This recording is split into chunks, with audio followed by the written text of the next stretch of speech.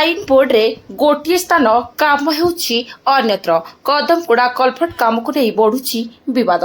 मलकानगिरी जिला खैरपुट ब्लॉक अंतर्गत कदमगुड़ा पंचायत रे चलीथिबा कलभट निर्माण कार्य को नहीं एबे बड़ धरणर प्रश्न उठिछि।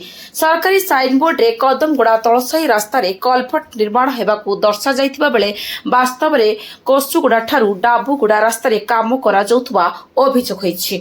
एहाकू नै स्थानीय अंचल रे तीव्र असंतोष ओ चर्चा देखा दैछि। स्थानीय लोकों कहवा अनुजाई कदमगुड़ा तलसाही रे वर्षा दिन यातायात गुरुतर भावे बाधाप्राप्त हुए।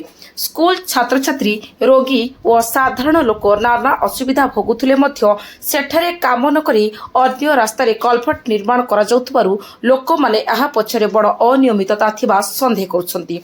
साइन बोर्ड रे गोटिए स्थान दर्शाई सरकारी अर्थ अन्य स्थान रे खर्च करा जाउछि। कहा इंगित रे एपरि स्थान परिवर्तन करागला बोली साधारण रे प्रश्न उठिछि।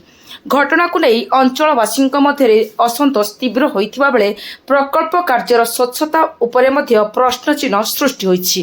स्थानीय बुद्धिजीवी महल रे मत प्रकाश पाइछि जे जदि प्रकृत आवश्यक स्थान को छाड़ी अन्यत्र काम करा जाउछि तेबे एहा सरकारी नियम को खोलाखोली उल्लंघन करने सहित समान।